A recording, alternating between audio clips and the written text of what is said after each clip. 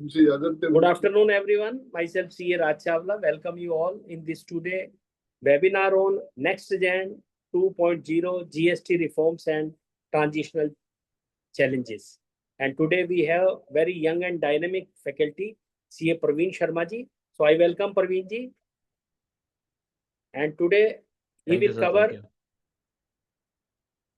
the following topics: rate rationalization and simplified structure, unified return system 3B and 1A model, and AI-driven compliances and enforcement, sectoral impact manufacturing, FMCG, hospitality, MSME, and transition challenges and future roadmap GST 3.0. So, and also we have with us CA Narayan Chaturvedi ji, our today moderator of the program. Welcome, Narayan ji. And I also welcome all of you, all the members attending this our program, for joining this our today GST webinar. And now I request CA Narayan Chaturvedi ji to please take forward this webinar. Thank you so much, sir. Thank you for introducing myself and Praveen Sharma ji, who's going to lead today's session. And I again welcome everyone. Thank you for taking out time to attend today's session. And it's been it's a quite privilege for us to allow Praveen Sharma ji. But before that, I would like to take a moment to introduce Praveen Sharma ji. He's a chartered accountant, a highly respected GST master trainer, corporate trainer, GST consultant, and business coach. CA Praveen Sharma ji is a founder of GST Mitra and eData book, which contains bulk of data of GST acts and rules, draft replies of the notices and appeals. He is also a co-founder of Tax for Wealth. It is one of the startup which skilled accountants and tax for GPT in the AI module.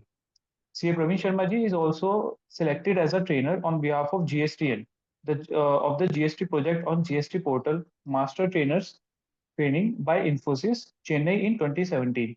His work is to familiarize with the GST portal to train taxpayers, stakeholders, and state tax officials across India. With this space, he trained more than 20,000 participants across the country. He is also a trainer at NACIN, NASIN. CA Praveen Sharma is also a member of eminent faculties in the Indirect Tax Committee of ICAI. He is also a co-author of the book on online gaming published by Taxman. Praveen Sharma ji is also a co-author of the book on privacy on AI published by ICAI. So this was a small snapshot about Praveen Sharma ji, who's going to take the session on all the topics that Shri Raj Chawla ji has just talked us about. Over to you, Praveen Sharma ji. Thank you, Narayan ji, for giving such a wonderful profile of me. And thank you, C. Raj Chawla ji, for giving me the opportunity here. I hope कि हमारे participant को हिंदी सही लगे, तो मैं अपनी deliberation Hindi में ज़्यादा करना चाहूँगा. मिक्सअप लैंग्वेज में लेकर के चलता हूँ, ताकि जो भी साउथ के पार्टिसिपेंट होंगे तो उनको भी इसमें आसानी होगी. So the GST 2.0 is okay? My voice is okay? Perfectly fine. Okay. Yes. So GST 2.0, what does it means कि पहले 1 आ चुका है, अब 2 आ गया. पहले भी तो रेट में चेंजेस हुए थे. पहले रेट में चेंजेस 1 जुलाई 2017 से हुए थे. नए रेट चेंजेस हुए थे, ट्रांजिशन फेज था. उसके बाद रेट में चेंजेस आपके अक्टूबर में आए, नवंबर में आए, दिसंबर 2017 में आए, 2018 में आए, 2000 और बीच बीच में काफ़ी रेट चेंजेस हुए. तो ऐसा क्या हुआ कि आज हम उसको GST 2.0 बोल रहे हैं, एंड आफ्टर 2.0 एक GST 3.0 का फेज शुरू हो गया है. तो कहीं ना कहीं ये एक इवेंट है जिसे केंद्र सरकार, गवर्नमेंट ऑफ इंडिया, इसको क्या लेके चल रही है, GST बचत उत्सव. इट्स एन इवेंट, बचत उत्सव है, बचत हो रही है, सेविंग हो रही है, हर फैमिली की सेविंग हो रही है, हर फैमिली ग्रुप की सेविंग हो रही है। फैमिली ग्रुप की सेविंग से उसकी री इन्वेस्टमेंट होगी, बैंक में पैसा जाएगा, बैंक में पैसा जाने के बाद एडवांसेस होंगे, ज़्यादा एडवांसेस होंगे, डिपॉजिट ज़्यादा होंगे, तो रेपो रेट में कमी आएगी। रेपो रेट में कहीं आई तो कहीं ना कहीं लोन की ईएमआई में कमी आएगी। तो एक तरीके से टोटली ओवरऑल होल है, जिसको हम अब बचत उत्सव के नाम से जाने जा रहे हैं और जाने जाएंगे, जो केंद्र सरकार ने और सेंट्रल गवर्नमेंट ने इस चीज को एक इवेंट फॉर्म में हमारे सामने रखा। कहीं ना कहीं रेट्स डाउन हुए हैं, 12% से 5% हुए हैं, 18% से 5% हुए हैं, या 18% से एग्जेम्प्टेड हो गए हैं। तो कहीं ना कहीं रेट में कमी आई है। रेट में कमी आई है, इसका मतलब कहीं ना कहीं जो प्रोडक्ट एक 100 रुपीज का बिक रहा था 21 सितंबर से पहले, आज वो प्रोडक्ट कहीं ना कहीं 95, 97, 93 रुपीज का बिकेगा, सोल्ड होगा after the rate changes from 12% से 5%, 18% से 5%। मैं बीच में 12 से 5 कह रहा हूं, 18 से 5 कह रहा हूं, व्हाट डज इट मीन्स कि totally 12% bracket has been close. पर ऐसा नहीं है, 100% केसेस में 12% खत्म नहीं हुआ है। ब्रिक्स केसेस में, कंस्ट्रक्शन इंडस्ट्री में अभी भी 12% का रेट चल रहा है। पहले मैक्सिमम रेट क्या हुआ करते थे? 5, 12, 18, 28, 5, 12, 18, 28। बट राइट नाउ अब ये 12% हट गया है, क्लोज हो गया है। ब्रिक्स और कंस्ट्रक्शन के केसेस में भी 12% चल रहा है, बट 28% भी हट गया है। 28% से जितनी भी चीजें हैं वो 40% में चली गई। सर इसका मतलब कहीं ना कहीं जो 20%, 28% के ब्रैकेट के अंदर जो गुड्स थे वो महंगे हो गए? नहीं सर, पहले जो लग्जरी और सिन गुड हुआ करते थे उनके ऊपर 28% प्लस 15 से 22% का सेस लगता था, जो कि 28 प्लस 22 करके 50% का टैक्स हुआ करता था। वो अब आज की डेट में 40% का हो गया। तो कहीं ना कहीं अगेन 5 to 10% का वहां पे डिक्रीज भी हुआ है, कहीं ना कहीं वो रेट भी डाउन हुए हैं। तो अभी हमने क्या देखा कि 12% खत्म लगभग सा हो गया और 28% खत्म लगभग सा हो गया है, क्योंकि 12% वाली आइटम 5 में चली गई है, कुछ 12% की सर्विसेज 18 में चली गई, जिसके बारे में हम बाद में डिस्कशन करेंगे। 28% वाली जो लग्जरी और सिन गुड्स से रिलेटेड है वो 28% वाली कन्वर्ट होकर के 40% में चली गई है। बट हाँ, सबके केस में नहीं हुई है। जैसे मोटर कार केसेस में 28% से 40% हो गया, एयरेटिव वाटर में 28% से 40% हो गया। मतलब जो लग्जरी और सिन गुड्स है ना, उससे रिलेटेड जो रेट है वो 28% से 40% ब्रैकेट में चले गए। बट सारे रेट तो नहीं गए। टोबैको के रेट में चेंजेस नहीं आए हैं, क्योंकि अभी भी टोबैको, गुटखा, जर्दा, सिगरेट, खैनी, सिगार, ये सब जो चीजें हैं जो टोबैको, अनमैन्युफैक्चर्ड टोबैको से रिलेटेड है, ये सारी की सारी आइटम अभी भी 28% जीएसटी और 15 से 22% के सेस में लग रही हैं। तो फिर चेंजेस किसके हुए हैं? चेंजेस हुए हैं अदर देन टोबैको के, चेंजेस हुए हैं अदर देन ब्रिक्स के। आपके बात समझ में आ गई होगी कि जो भी नया नोटिफिकेशन नंबर है 9/2025, 10/2025, आई एम रिपीटिंग, 9/2025 एंड 10/2025, ये दो नोटिफिकेशन गुड्स से रिलेटेड है। इसका मतलब इन दो गुड्स की अगर मुझे कोई भी रेट चेंजेस देखने हैं, वो मुझे इन गुड्स से रिलेटेड 9/2025 और 10/2025 ही देखना है। क्या सर मुझे पुराने रेट भी देखने हैं? नहीं, मुझे पुराने रेट नहीं देखने, ना मुझे पुराने रेट से रिलेटेड के बाद की नोटिफिकेशन भी देखनी है। व्हाट डज इट मीन कि 9/2025 एंड 10/2025 ये दोनों ही नोटिफिकेशन सुपरसीड करती हैं 1/2017 को और 2/2017 को। तो मुझे कभी भी पीछे मुड़ करके नहीं देखना है। मुझे अगर नया रेट चेक करना है, 21 सितंबर वाला रेट चेक करना है, 21 सितंबर के बाद में लगने वाला रेट चेक करना है, तो मुझे 9/2025 में जाना पड़ेगा, 10/2025 में जाना पड़ेगा, ब्रिक्स के केस में 14/2025 में जाना पड़ेगा, सर्विसेज के केस में 15/2025 में जाना पड़ेगा। तो अगेन हमारे सामने 5, 12, 18, 28 वाली जो आइटम थी वो अब किस में हो गई? 5, 18 और 40 में हो गई। पर कहीं ना कहीं कुछ गुड्स में अभी भी 12 है और कुछ गुड्स में अभी भी 28% का रेट है। अब 2.0 हम इसलिए भी बोलते हैं क्योंकि मैक्सिमम केसेस में रेट में कमी आई है। ऐसा पहली बार हुआ है after the implementation of GST. इसका मतलब कहीं ना कहीं सरकार भी मानती है कि कहीं ना कहीं कुछ गुड्स और आइटम पे अभी भी जीएसटी हाई था, जीएसटी का रेट हाई था, वो चीजें महंगी थी, इन्फ्लेशन थी। अब हमने उस प्रोडक्ट को डाउन कर दिया, उस प्रोडक्ट के रेट को डाउन कर दिया, और हम विश्वास रखते हैं कि इंडस्ट्री, मैन्युफैक्चरर, डिस्ट्रीब्यूटर, रिटेलर, जो भी क्रेडिट हमने कम किया है, जो भी टैक्स हमने कम किया है, उसका बेनिफिट कंज्यूमर को मिले।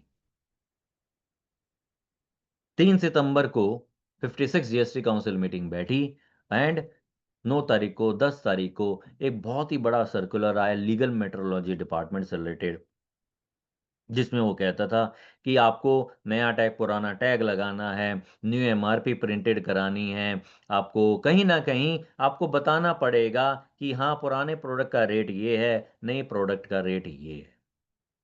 तो इंडस्ट्री में बहुत ज़्यादा इसके ऊपर इश्यूज क्रिएटेड हुआ, तो कहीं ना कहीं यू कैन से कि पैकेजिंग चेंज करनी पड़ेगी, मुझे पुराने स्टॉक वापस लेकर के नए स्टॉक की प्रिंटिंग करनी पड़ेगी। तो ऐसे डिस्ट्रीब्यूटर के केस में हुआ, ऐसे रिटेलर के केस में हुआ।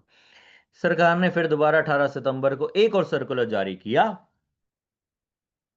जिसमें वो कहती है कि हम ये जितनी भी कंडीशन अभी हमने लगाई है कि 2 न्यूज़पेपर में पब्लिश होना चाहिए, आपको पुराना टैग नया टैग लगाना पड़ेगा, आपको कहीं ना कहीं प्रिंटेड कराना पड़ेगा, वो सब हम वॉलंटरीली करते हैं।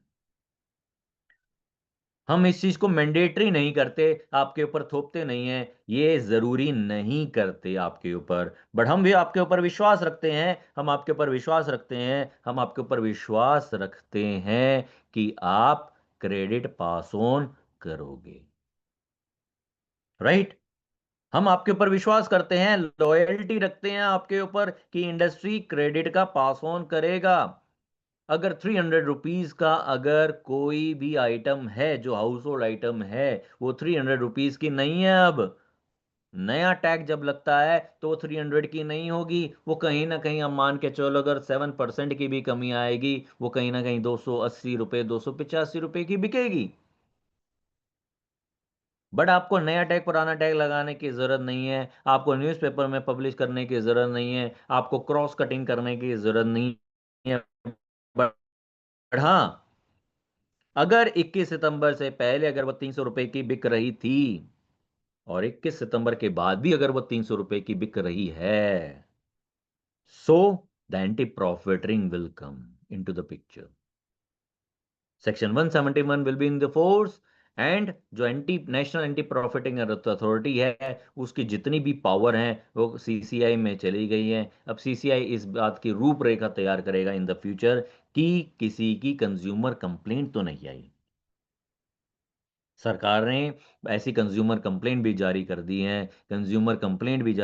है, कि भैया अगर किसी कंज्यूमर को कंप्लेंट हो कि भैया ये आपका मैन्युफैक्चरर, रिटेलर, होलसेलर आपको क्रेडिट पास ऑन नहीं कर रहा, मान के चलो 20 तारीख को मैं अगर सर्फ एक्सेल लेने के लिए गया, वो अगर 250 रुपए का था, और 22 सितंबर के बाद 30 सितंबर को मैं लेने गया अभी भी वो 250 रुपए का है, तो कहीं ना कहीं मुझे उस टैक्स का बेनिफिट नहीं मिला। तो कंज्यूमर चाहे तो कंप्लेन कर सकता है, कंप्लेंट जाएगी कंपटीशन कमीशन ऑफ इंडिया में, जाएगी कंज्यूमर कंप्लेंट बनेगी, consumer complaint anti profiting check करेगी कि आपने क्रेडिट पास ऑन नहीं किया। इसलिए मैं फिर दोबारा कह रहा हूं, आज जीएसटीआर 1 की ड्यू डेट है। आप भी इस बात को ध्यान में रखना कि अगर आज जीएसटीआर 1 की ड्यू डेट है, तो कहीं ना कहीं आपका सेल रजिस्टर इतने अच्छे से आपको मैनेज बनाना है, मैनेजरियल और अपनी डिसीजन मेकिंग उसके अंदर लगानी है, और इस बात को देखना है कि 21 सितंबर से पहले उस एचएसएन कोड का वो क्या रेट था, कितनी वैल्यू पे वो बिका, आज वो कितनी वैल्यू पे सेल हो रहा है। तो आपके पास जो भी सितंबर महीने का जो सेल रजिस्टर होगा, 21 सितंबर से पहले की अलग वर्किंग करना, 21 सितंबर के बाद की वर्किंग अलग करना, और दोनों की मैचिंग करना, दिस माइनस दिस अगर पॉजिटिव है तो that is you are fail. This minus this, आपको वो पॉजिटिव या सॉरी जीरो या उससे नेगेटिव ही रखना पड़ेगा, क्योंकि मुझे क्रेडिट पास ऑन करना था। तो इंडस्ट्री का एक बहुत बड़ा यहाँ पे चैलेंज सामने फ्यूचर में आएगा। जब भी एंटी इवेजन डीजीजीआई अथॉरिटी बैठेगी तो सितंबर महीने का आपसे सेल रजिस्टर जरूर वो मांगेगी। आज भी कह रहा हूं, 2 साल बाद भी इस बात को याद रखना, जब ये वीडियो आपके कहीं ना कहीं किसी ना किसी लिंक पे आप इसको देखोगे तो इस बात को आप महसूस करोगे कि हाँ, जो प्रवीण शर्मा ने कहा था आज अक्टूबर 11 अक्टूबर को बैठ करके कि आज हमने जो बात कही है वो कहीं ना कहीं प्रूव होती हुई हो रही है। So, for the chartered accountant, for the professional, my advice is to maintain the sale register in such a way so that 21 सितंबर वाला, 21 सितंबर तक वाला और 21 सितंबर के बाद वाला का डेटा आपको अच्छे से मेंटेन करना है। Understood?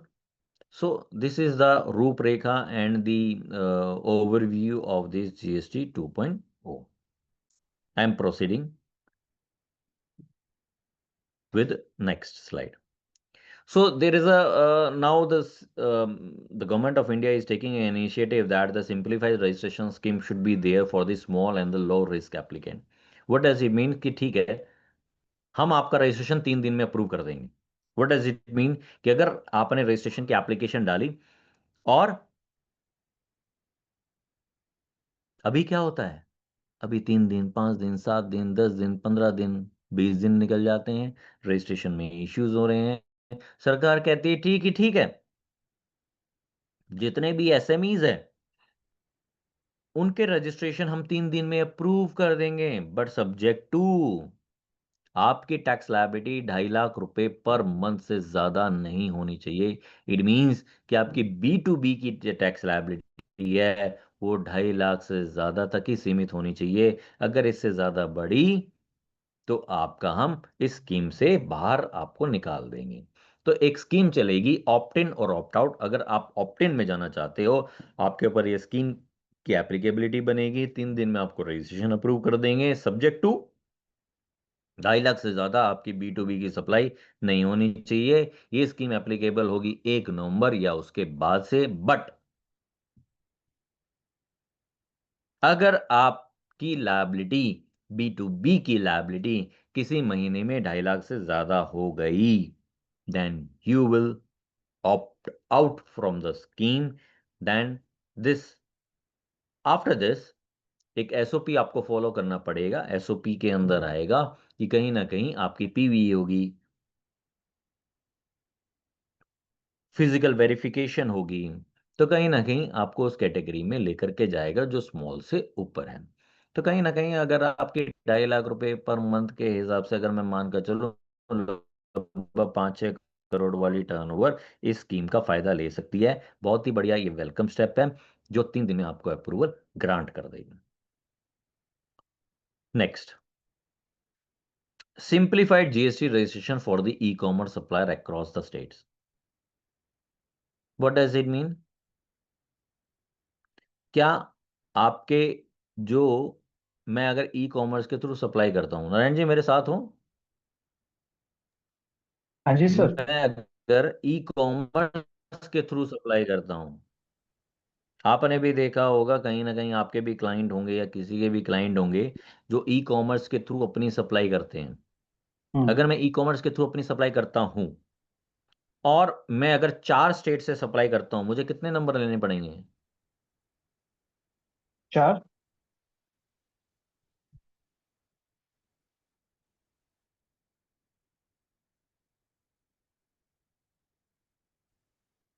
4।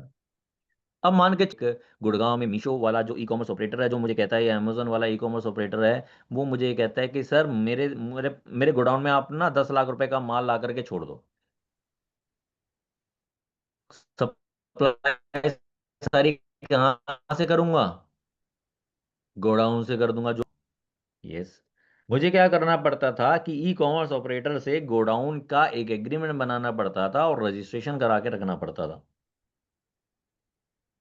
तो क्या होता था, प्रैक्टिकली डिफिकल्टी होती थी रजिस्ट्रेशन लेने के केस में।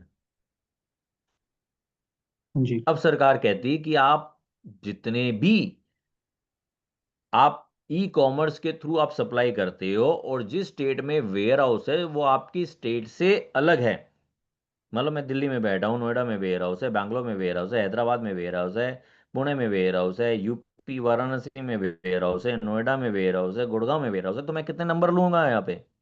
मल्टीपल रजिस्ट्रेशन हो जाएंगे। Why not to take one registration and add additional place of business related to that particular godown in my one single GSTIN? It can be possible, but this is also a welcome step by the government. It's a simplified registration scheme for the small supplier which are supplying through e-commerce operator is proposed to be introduced, that these business struggle to have a principal place of business in each state for making the taxable supply in that particular state. So, in order to make a uniformity, and the detailed modality for the operation will be placed before the GST Council, and the GST Council ने इसको approve कर दिया है. What does it mean? कि additional place of business को आप अपने principal place of business में रजिस्टर कर सकते हो. Again a welcome step by the government.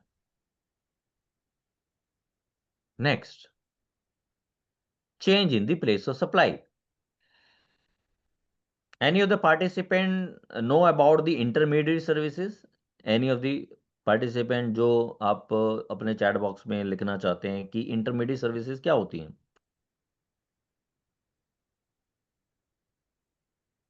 What is intermediary services? Narayan ji, I would intermediate request, services. sorry, I would request all the participants, so everyone, since you all have taken out time for this session, so we really don't want to have this a one-sided communication from Pramesh Sharma Yes, sir, yes. and so please make it interactive. Whatever your assessment or whatever your thoughts on any of the topics are, you are most welcome to share it.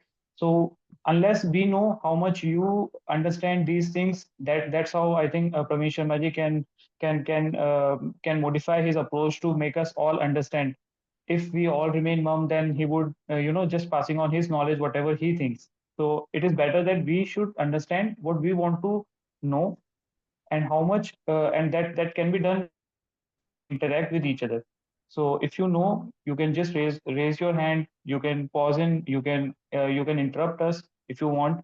We would be really happy to take up your queries and questions and your thoughts as well. Yes, so Narayan Pramesh. जी, आप मेरा साथ देंगे, या जो भी participant साथ देना चाहें, कि intermediate services is means what? Intermediate services means where the buyer and seller come into the one place.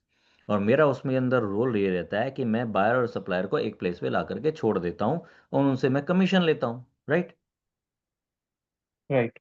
For example, एक पंजाब का बच्चा है, पंजाब का मुंडा है, वो जाना चाहता है कनाडा में पढ़ने के लिए. तो मैंने क्या किया, पंजाब के बच्चे को और कैनेडियन यूनिवर्सिटी को दोनों के बीच में लाके रख दिया, और I am taking a role of as a intermediate. Similarly, एक नामीबिया का बच्चा है जो दिल्ली यूनिवर्सिटी में आकर के पढ़ना चाहता है, तो मैंने दिल्ली यूनिवर्सिटी को उसके साथ कनेक्ट कर दिया. So my role is that of intermediate services. In that case, the place of supply is where the recipient is located. And what does it mean? It is a taxable supply under the provision of the GST Act.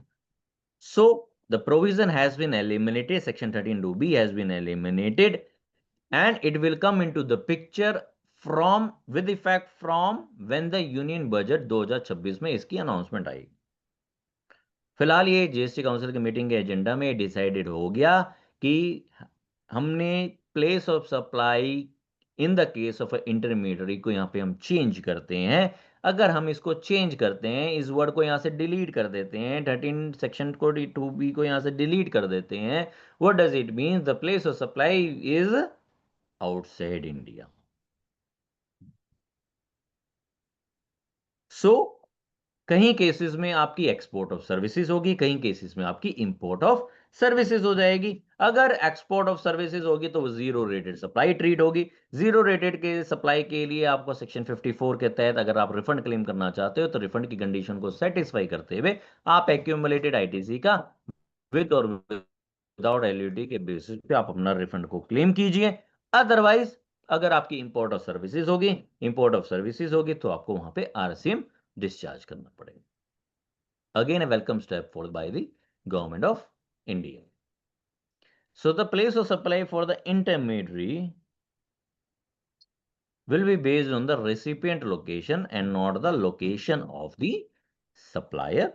Where the supplier is within India and recipient outside India, it would now be considered within the refund benefits.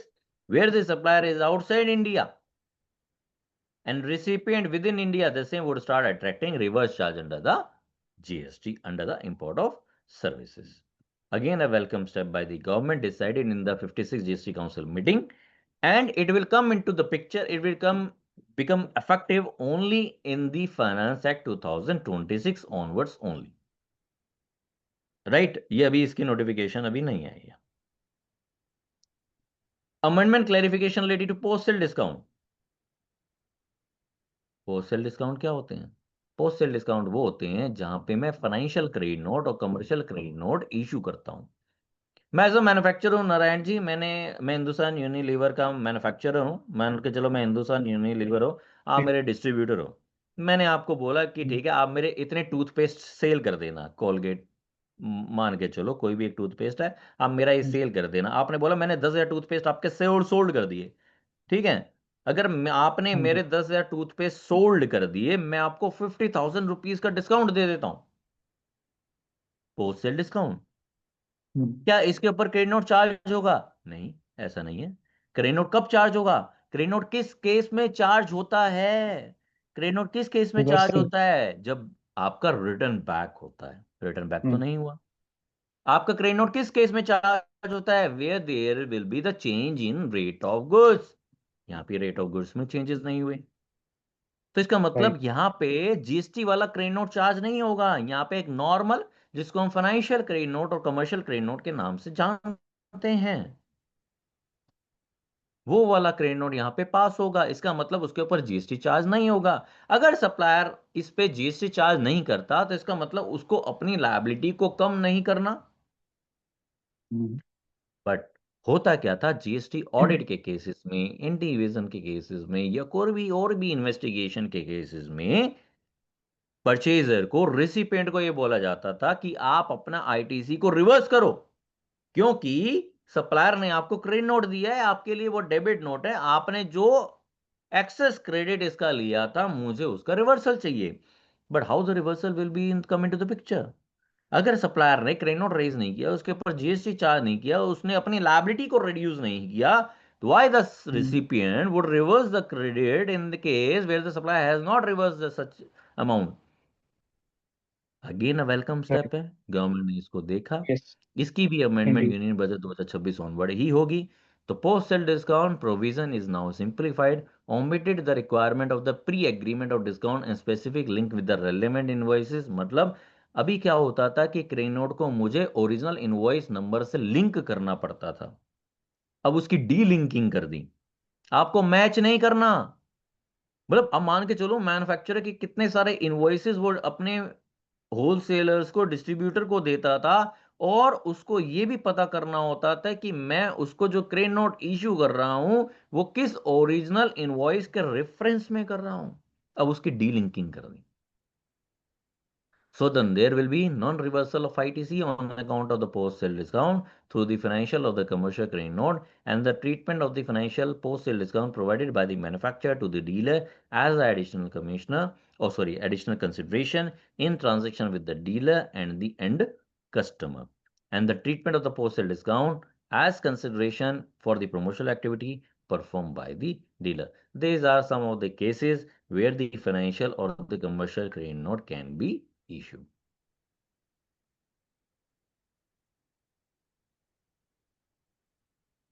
%90 provisional refund for the exporters supply to SEZ and the inverted duty section।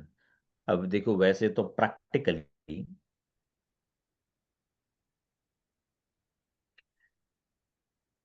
Practically Narayan ji, क्या provisional refund 90% में मिल जाता है? इसका नहीं idea sir. नहीं idea? कोई participant को idea है? पार्टिसिपेंट में कोई तो जीएसटी करता होगा, तभी तो वेबिनार लेने के लिए आया है।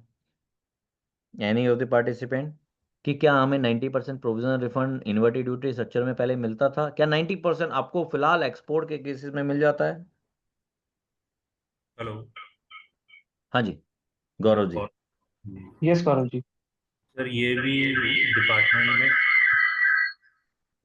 ऑफिसर के डिस्क्रिप्शन पर ही है कि वो अलाउ करेगा या नहीं। कभी कभी वो अलाउ ही नहीं करता ना सर, बट हाँ, एज पर प्रोविजन यही है कि आपको हम 90% प्रोविजनल रिफंड देते हैं। जी अब बट इसके अंदर इन्वर्टेड ड्यूटी स्ट्रक्चर को भी इसके अंदर कैप्चर कर दिया गया, but subject to identification and evaluation of risk by the system. ये तो सबके केसेस में होने लग गया, 100% केसेस में कि साहब आपकी आइडेंटिफिकेशन होगी, इवेल्युएशन होगी, रिस्क चेक किया जाएगा, etcetera, blah blah blah blah blah etcetera. And for the zero rated supply a provision of 90% is upfront. However, detail scrutiny आपकी करी जाएगी। द काउंसिल ने रिकमेंडेशन दी है कि अब आपको 90% प्रोविजनल इशू किया जाए। वेलकम स्टेप है, बट प्रैक्टिकली कैसे होगा, सर्कुलर कैसे जारी होंगे 90%? इवन आज की डेट में भी दिल्ली में टाइम्स ऑफ इंडिया के न्यूज़पेपर में आज पब्लिश भी हुआ है कि honourable CM of Delhi madam Rekha Gupta ने अनाउंसमेंट कर दी, पब्लिक अनाउंसमेंट, कि हमने पिछले 2 महीनों में 90% रिफंड या मैक्सिमम रिफंड की प्रोसेसिंग करी है, जो पीछे डील मतलब जिनका लॉग काफी समय से क्रिएटेड था। अब वो किनका हुआ है नहीं हुआ है, सरकार अपनी स्टैटिस्टिक देती है, बट हाँ, एज पर द प्रोविजन आप इसको फॉलो कर सकते हो कि 90% provisional refund can be granted by the officer subject to the identification and evaluation of risk by the system, and this will come into the operationalize with effect from 1st November 2025. Sir एक question था। हाँ please. मैं एक case refund apply किया था मैंने e commerce operator का, हम्म but officer ने 2-3 बार उस रिफंड को रिजेक्ट कर दिया कि उसमें मैक्सिमम पोर्शन सप्लाई का ही होता है, मतलब सर्विसेज का होता है, तो हम्म हम उसका रिफंड अलाउ नहीं करेंगे। क्या हमारे पास हम्म इससे रिलेटेड कुछ नोटिफिकेशन या फेवरेबल कुछ किस है चीज का जिसके रिफंड हम थ्रू नहीं देंगे? जो अमेजोन या फ्लिपकार्ट जो अपने चार्जेस लेता है। सर वो तो आपके कैश लेजर में आ जाता होगा ना पैसा, हाँ जी। जो आपका ई कॉमर्स के थ्रू आप सप्लाई करते हो, और अमेजोन वाला, मीशो वाला आपका जो टीसीएस डिडक्ट करता है, उसका तो रिफंड आपको अलाउ होता है। आप कौन से रिफंड की बात कर रहे हो? जो आपका इन्वर्टेड ड्यूटी स्ट्रक्चर में आ रहा है उसकी बात कर रहे हो, सर या एक्चुअली टीसीएस कस्टमर के डिडक्शन की का बात कर रहे हो? इन्वर्टेड ड्यूटी ही स्ट्रक्चर ही बनता है, क्योंकि 18% का रॉ मटेरियल है, फाइनल सर प्रोडक्ट उसके लिए 5% है। आपको कोर्ट जाना पड़ेगा, क्योंकि वीकेसी फूड स्टेप में भी यही डिसीजन आया था कि आपको इनपुट सर्विसेज का रिफंड नहीं दिया जाए। सर कस्टमर का 1 करोड़ का जीएसटी अटका हुआ है पोर्टल पे हाँ, हमारे सामने भी हमारे क्लाइंट इतने हैं, उनके साल। 2 करोड़, 5 करोड़, 10 करोड़ अभी भी क्रेड लेजर के अंदर आउटस्टैंडिंग है, but we are no hope from the government, because for the inverted duty structure there is a calculation of where the input rate is higher than the output rate only, and the input doesn't contain the input services. Yes. Removal of refund threshold for the low value export consignment. पहले क्या होता था कि 1000 rupees तक के refund issue नहीं हुआ करते थे, अब 1000 रुपीज के भी रिफंड को प्रोसेस कर दिया जाएगा। ये किन के केसेस में? ये पोस्टल कोरियर वगैरह या उनके केसेस में आपको प्रोविजनल रिफंड इशू हो जाते हैं।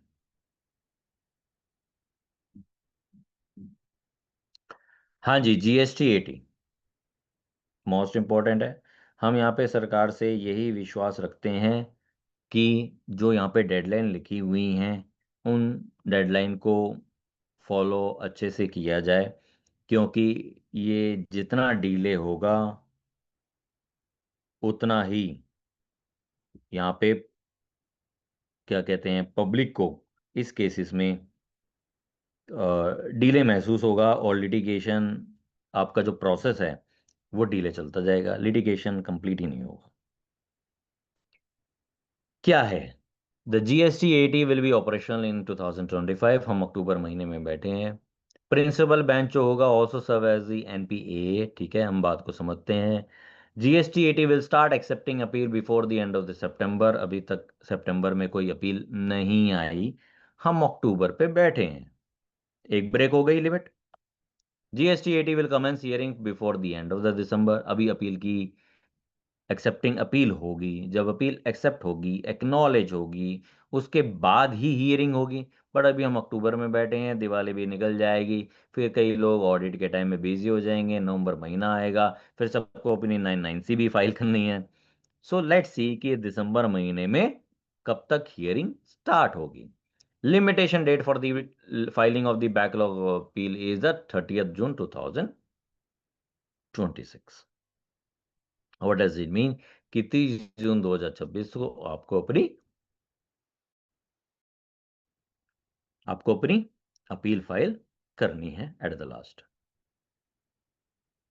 Retail sale price based valuation for the tobacco and related product. क्या टोबैको के अंदर चेंजेस आए हैं?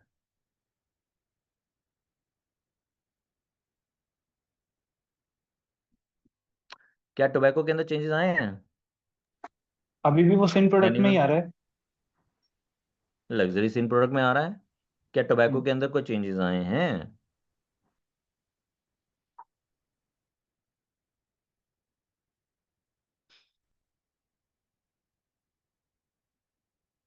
टोबैको के अंदर अभी कोई चेंजेस नहीं हुए हैं। अभी भी टोबैको या टोबैको से रिलेटेड प्रोडक्ट अभी भी 28% GST plus 15 to 22% of the cess अभी भी लग रहा है। इसका मतलब क्या हुआ कि 21 सितंबर के बाद की नोटिफिकेशन किस से रिलेटेड है? अदर देन टोबैको से रिलेटेड है। ठीक है, इज इट ओके? बट अभी भी टोबैको और टोबैको रिलेटेड प्रोडक्ट पे एमआरपी सिस्टम चल रहा है, एमआरपी बेस्ड वैल्यूएशन चल रही है। जब भी टोबैको और टोबैको रिलेटेड प्रोडक्ट, जर्दी, गुटखा, खैनी, सिगरेट, अनमैन्युफैक्चर्ड टोबैको, च्यूइंग टोबैको पे जब भी रेट चेंजेस होंगे, वो रेट क्या होंगे नारायण जी? 28% से रेट क्या चेंजेस हो जाएंगे? सेस और ऐड हो जाएगा सर, सेस तो 50%। खत्म हो रहा है, सेस कैसे ऐड हो जाएगा? 40 हो जाएगा। 40। खत्म हो जाएगा ना, सेस तो खत्म हो गया ना, बट सेस अभी सबके ओके। केस में खत्म नहीं हुआ। अभी टोबैको के केसेस में सेस चल रहा है। हम्म। जब केंद्र सरकार, राज्य सरकार, सेंट्रल गवर्नमेंट, स्टेट गवर्नमेंट की कॉम्पेंसेशन खत्म कर देगी, उस तारीख को नोटिफिकेशन आएगी कि टोबैको और टोबैको रिलेटेड प्रोडक्ट पे 28% की जगह जीएसटी कितना पहुंच जाएगा? 40% पहुंच जाएगा और सेस खत्म हो जाएगा। But MRP based okay. Valuation नहीं होगी। उनकी वैल्यूएशन कैसे होगी? आरएसपी पे, रिटेल सेल प्राइस। सर ये क्या है? ये तो पहली बार सुनने में आया है। इसके लिए वैल्यूएशन का मेथोडोलॉजी आएगा, फॉर्मूला आएगा, कैलकुलेशन आएगी, वैल्यूएशन आएगी। इसको हम क्या कहते हैं, रिटेल को क्या कहते हैं, आरएसपी को हम क्या कहते हैं, ये एमआरपी से क्यों अलग है, एमआरपी कितने पे होना चाहिए था, आरएसपी कितने पे होगा, क्या इससे सरकार को टैक्स ज्यादा जाएगा, क्या इसका मतलब tobacco is more prone to the revenue sector? Yes. Yes. That's why the council has been decided to levy the GST on RSP rather than transaction value on the pan masala, cigarette, gutka, chewing tobacco, jarda, scented tobacco, and unmanufactured tobacco. And the consequential amendment notification will come in the future. Understood? अभी tobacco related product पे अभी भी कोई changes नहीं हुए हैं। So, with effect from 22nd of September in the morning, the change in rate on the most of the services and the goods become effective except specified tobacco product। Bidi पे हो गए बट टोबैको प्रोडक्ट पे कुछ नहीं हुए। यहाँ पे BD अलग लिखा है, तेंदुपत्ता अलग होता है, बीडी अलग होता है। सो हमें क्लासिफिकेशन देखनी पड़ेगी। New rate for the cigarette, chewing tobacco, Jarda, unmanufactured tobacco will be implemented after discharging the compensation cess की liability। वेस्ट बंगाल गवर्नमेंट बोल रही है 4,000 करोड़ नहीं दिए, दूसरी ओर राज्य सरकार बोल रही है मेरे इतने पैसे नहीं दिए। जब तक इनकी कॉम्पेंसेशन क्लियर नहीं होती तब तक टोबैको और टोबैको रिलेटेड प्रोडक्ट में कोई भी चेंजेस नहीं होंगे। सो आपको रेट नोटिफिकेशन देखने हैं 9/2025 से लेकर के 17/2025। टू मेन स्लैब्स जो थे आपके 5 और 18, उसके अंदर मैक्सिमम गुड्स चले गए, और मैक्सिमम आप लेके चलो 5% में चले गए। इसका मतलब इंडियन इंडस्ट्री के अंदर जितनी भी गुड्स चल रहे हैं मार्केट में, सारे के सारे लगभग खाने पीने की item, essential good item, house hold की आइटम, कपड़ा, मकान, मकान भी 5% में, कपड़ा भी 5% में, subject to threshold of the 2,500 रुपये। रोटी, कपड़ा और मकान जितनी भी चीजें हैं एसेंशियल आइटम की हैं, मिडिल क्लास से रिलेटेड हैं, लोअर मिडिल क्लास से रिलेटेड है। मोदी जी ने एक और वर्ड यहाँ पे लिया, अपर मिडिल क्लास। क्यों नारायण जी? ट्रेन में जाते हो, साइड जी। लोअर क्लास होता है, साइड अपर क्लास होता है, lower class, middle class, upper class होता है। मोदी जी ने कहा था upper middle class. Upper middle class मतलब लोअर क्लास को उठा करके उसको अप साइड मूव कर दिया, जिसको हम कहते हैं अपर मिडिल क्लास। सो अब 3 ब्रैकेट आ गए, 5%, 18% एंड 40%। 40। बट हाँ, अभी भी 12% पे कुछ आइटम है, जैसे कि ब्रिक्स। अभी भी 28% पे एक ही तरीके की आइटम है, टोबैको। अगर मेरी टैक्सेबल सप्लाई से एग्जेम्प्टेड सप्लाई हो जाती है, जैसे कि इंश्योरेंस आज की डेट में अगर 18% पे था, 22 तारीख ऑनवर्ड वो 5% पे नहीं है, वो क्या है, एग्जेम्प्ट हो गया। इंडिविजुअल लाइफ इंश्योरेंस, आपकी फैमिली लाइफ इंश्योरेंस, मेडिक्लेम, है ना, इनके केसेस में अब क्या हो गया, अब ये एग्जेम्प्टेड सप्लाई हो गया। अगर मेरा टैक्सेबल सप्लाई से एग्जेम्प्टेड सप्लाई हो गया, then where any registered person who has availed, section 18(4) क्या कहता है, where any registered person who has availed of the credit and opts to pay tax under section 10, और where the goods or services or both supplied by him become wholly exempt, last वाली line read करना sir, provided that after the payment of such amount the balance of the credit if any।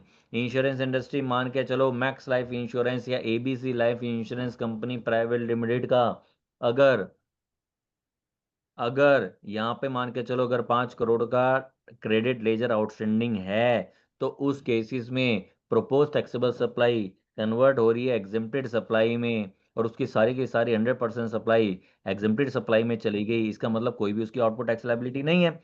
अगर output tax liability नहीं है तो whatever credit lying in your credit ledger shall lapse. क्योंकि आप उस credit का use कैसे करोगे, क्योंकि आपकी सारी सप्लाई क्या हो गई है, एग्जेम्प्ट हो गई है। एग्जाम सप्लाई में आईटीसी मिलता नहीं है, एग्जाम सप्लाई में आईटीसी का रिफंड मिलता नहीं है, एग्जाम सप्लाई में उस आईटीसी का आप करोगे क्या, तो यहाँ पे वो क्या हो जाएगा, लैप्स हो जाएगा।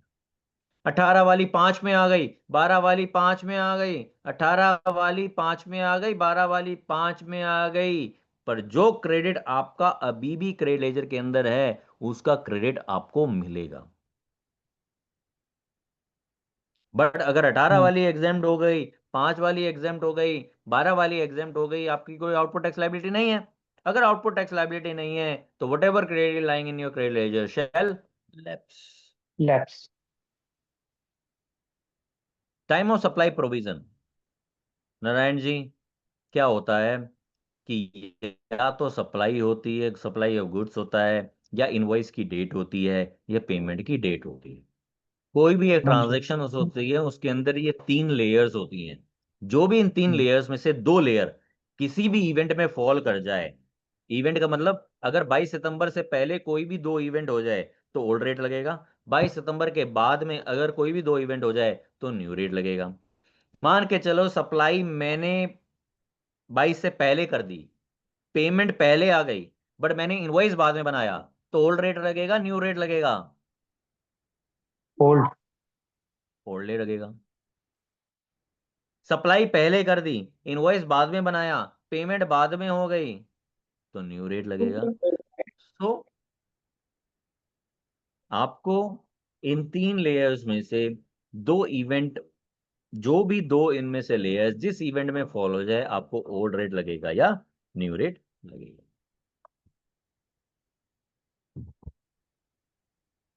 So the input tax liability implication is that, one minute, no?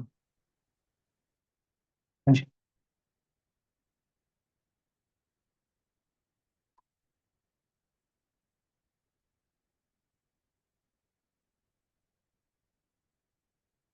Let me see. I cannot see any hands up और कोई भी क्वेश्चन एंड आंसर नहीं है।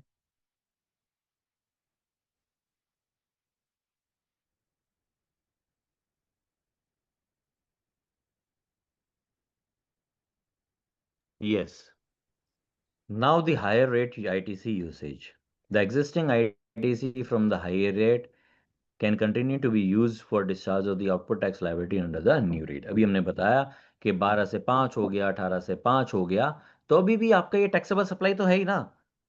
जो भी आपका क्रेडिट में पैसा पड़ा हुआ है, 10,000, 20,000, 1 करोड़, 2 करोड़, 5 करोड़, 10 करोड़, चाहे आउटपुट आपका कम ही क्यों ना हो, बट जब तक आपका क्रेडिट लेजर है, जितना क्रेडिट लेजर है उतना सेट ऑफ आप अपनी आउटपुट टैक्स लायबिलिटी में कर सकते हो, नॉट एन इश्यू। बट अगर आपकी टैक्सेबल सप्लाई एग्जाम सप्लाई में कन्वर्ट हो जाती है, तो अगेन आईटीसी का इम्प्लीकेशन आएगा। आपको यहाँ पे आईटीसी का रिवर्सल करना पड़ेगा, आईटीसी 03 का फॉर्म भी फाइल करना पड़ेगा, आपको एचएसएन वाइज भी बताना है, रेट वाइज भी बताना है, और उसकी वैल्यू भी बतानी है, और उसका जीएसटी भी रिवर्स करना है। ठीक है नारायण जी? हाँ जी sir.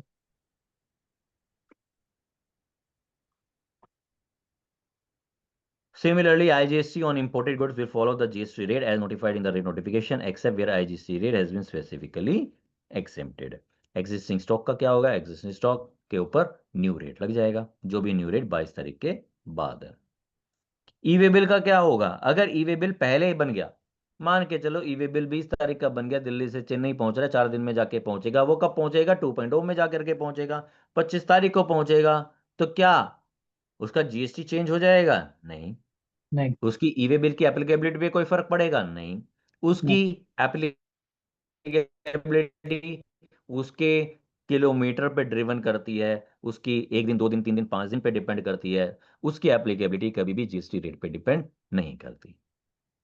Dairy dairy and the plant based product, ultra high temperature milk जैसे कि हैं, ये प्लांट बेस्ड मिल्क है, उनके रेट अब क्या हो गए?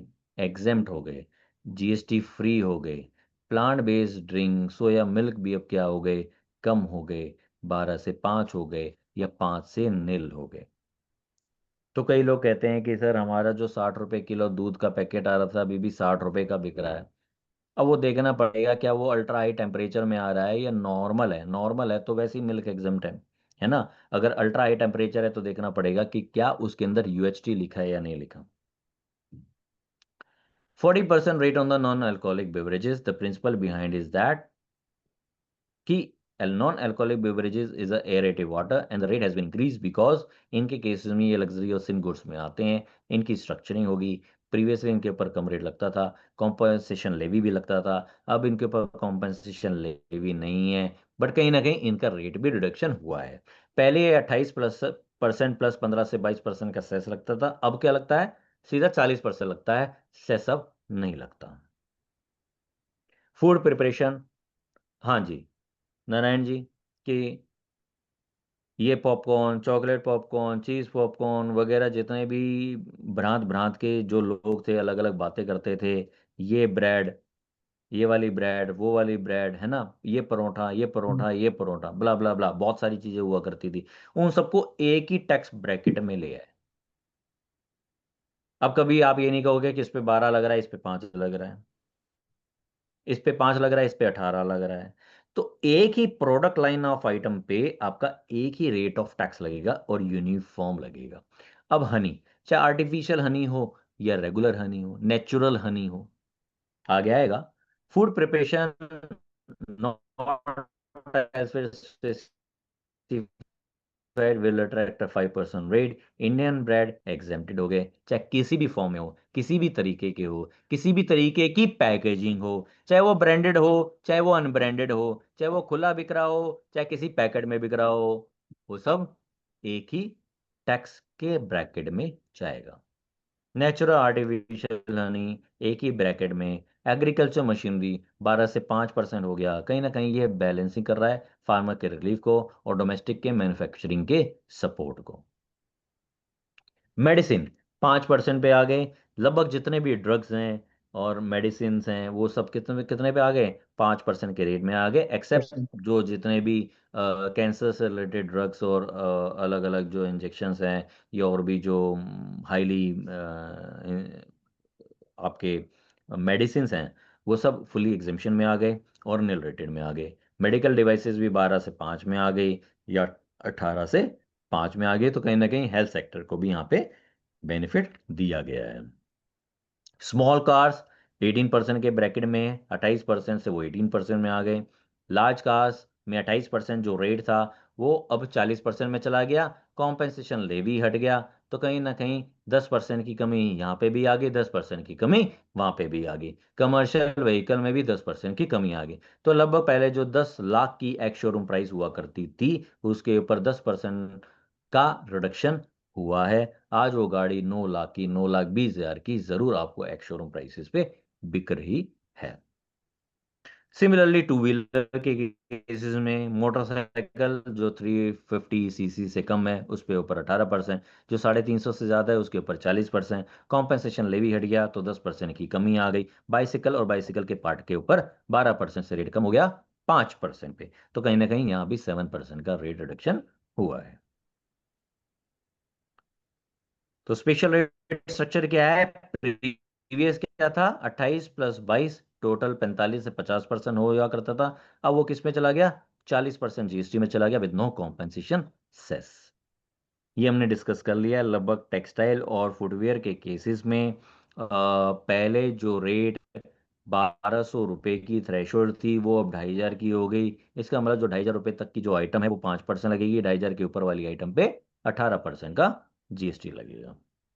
Toilet soap bars, personal care की आइटम, डेली यूज कॉस्मेटिक, इन सब पे रेट लगभग 5% का हो गया है। टूथब्रश, टूथपेस्ट एक्सेट्रा जितने भी हाउस होल्ड आइटम है उन सब पे रेट एक यूनिफॉर्म हो गया, 5% का जीएसटी रेट हो गया। कोल रेट, पहले ईंट भट्टी वाले जो होते हैं नारायण जी वो कोयला का यूज करते हैं, जी। कोयले का यूज करते हैं तो 1 टन पे 400 रुपए का सेस लगता था। अब सेस तो है नहीं, तो कहीं ना कहीं कोयला भी लगभग 5% में आ गया। मतलब कॉम्पेंसेशन सेस नहीं लग रहा, एक तो कॉम्पेंसेशन सेस का बेनिफिट हो गया, दूसरा उसका जो रेट है वो 5% की कैटेगरी में ले आए। रिन्यूएबल एनर्जी को भी यहाँ पे बढ़ावा दिया गया, 12% की जगह उसको 5% की कैटेगरी में ले आए। तो कहीं ना कहीं यहाँ पे इन्वर्टेड ड्यूटी स्ट्रक्चर और उससे रिलेटेड यहाँ पे बेनिफिट दिया जा रहा है। सर्विस सेक्टर ट्रांसपोर्टेशन के केसेस में महंगी हुई है और कहीं ना कहीं पैसेंजर ट्रांसपोर्ट के केस में महंगी हुई है। पैसेंजर ट्रांसपोर्ट पहले 5% विदाउट आईटीसी चला करता था,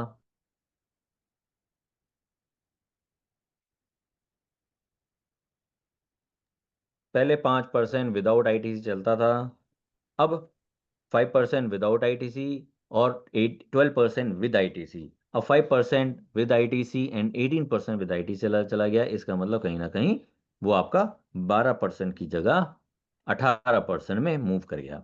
एयर ट्रैवल में 5% इकोनॉमी क्लास का हो गया और फिर 18% बिजनेस क्लास का हो गया।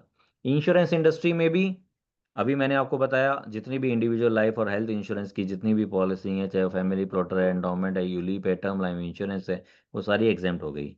दूसरे इंश्योरेंस में कोई भी कमी नहीं आई है, चाहे वो व्हीकल इंश्योरेंस हो 18%, है ना, चाहे वो आपका बर्गलरी इंश्योरेंस हो, प्रॉपर्टी इंश्योरेंस हो, स्टॉक इंश्योरेंस हो, इन सब पे आपका 18% चल रहा है। हॉस्पिटल सेक्टर में मेजर चंक आया है। अगर आपकी 7500 rupees per unit per day तक है, पहले इस पे 12% विद आईटीसी था, अब इसके ऊपर 5% विद आईटीसी हो गया। और अगर 7500 से ज़्यादा के यूनिट है, पर यूनिट पर डे पर नाइट की जो कॉस्टिंग है, अगर 7500 से ज़्यादा है तो 18% विद आईटीसी है। मान के चलो नारायण जी, मेरे एक लीला का होटल है, उस लीला के होटल में 9 महीने में 7500 तक मैं अपना एकोमोडेशन का टैरिफ रखता हूँ, और 3 महीने में 7500 से ज़्यादा का रखता हूँ। अगर 9 महीने में अगर 7500 से नीचे रखता हूँ, उसके ऊपर 5% विदाउट आईटीसी लगेगा, और 3 महीने जो 7500 से ऊपर है उसके ऊपर 18% विद आईटीसी लगेगा। अगर 5% विदाउट आईटीसी है, 18% विद आईटीसी है, आपको यहाँ पे रूल 42-43 भी फॉलो करना पड़ेगा, क्योंकि आईटीसी का यूज मैं टैक्सेबल के लिए कर रहा हूँ और एग्जेम्प्टेड के लिए कर रहा हूँ, टैक्सेबल के लिए कर रहा हूँ और एग्जेम्प्टेड के लिए कर रहा हूँ। मतलब ऐसी भी ब्रैकेट है जो 5% विदाउट आईटीसी में है, इसका मतलब उसके ऊपर आईटीसी मुझे मिलना नहीं है, और 18% का मुझे आईटीसी मिलना है, तो प्रोपोर्शनेटली मुझे आईटीसी का यूज करना पड़ेगा। इवेंट और लॉटरी गेमिंग के केसेस में, like casinos, online gaming, other than जो आपकी, जो सरकार ने लीगल उसको टेंडर करी है, स्पोर्टिंग इवेंट लाइक आईपीएल, इस पे रेट आपका 40% हो जाएगा, और बाकी जितने भी स्पोर्टिंग इवेंट है उसके ऊपर वो रेट 18% रहेगा। So 22 September onward marks the effective date for the most of the changes. Simplified tax structure किया गया, बैलेंस अप्रोच रखी गई, आईटीसी रिवर्सल का आपको ध्यान में रखना है। सो रेगुलरली प्रोफेशन की मदद लीजिए, अपने आप को जागरूक रखिए, लर्निंग आप बनाए रखें। डेली नोटिफिकेशन सर्कुलर बहुत सारे आने वाले हैं, क्योंकि बहुत सारी इंडस्ट्री में यहाँ पे चेंजेस हो रहे हैं। PPT is also available with the NICAI update also, so they will share the PPT to your groups and to your as per your request. And over to Narayan ji if any questions is there. Thank you so much, Praveen Sharma ji, for enlightening us with all these aspects of the changes that we have encountered by making changes in the in the regulations of the GST by the government. Thank you very much. It was a wonderful event, and if I see हमारे पास कोई भी open query या questions नहीं है, but I leave एक एक this पूछ लो forum sir, एक एक ओपन फॉर, पार्टिसिपेंट से अगर। हाँ जी, I leave this forum open for everyone. अगर किसी के भी कोई भी क्वेरी हो किसी भी टॉपिक से रिलेटेड, जो भी अभी तक हम लोगों ने कवर किया है, तो everyone is most welcome to ask. You can raise your hand. I will call upon the name, and then we can Praveen Sharma ji can answer those queries and questions. I'll take a pause. किसी का कोई प्रश्न, कोई भी?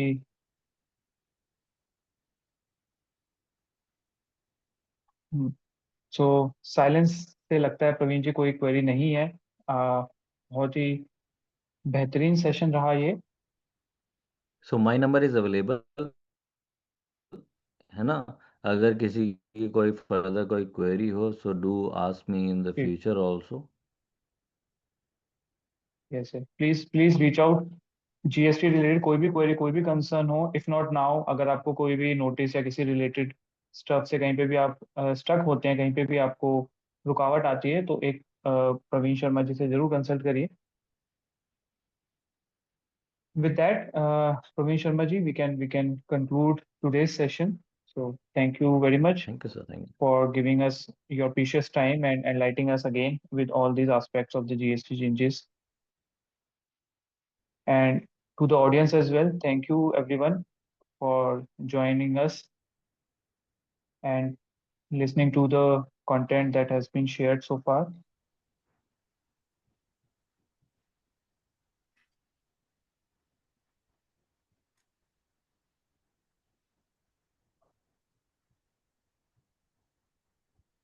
ठीक है Narayan ji, we can leave. Okay, sir.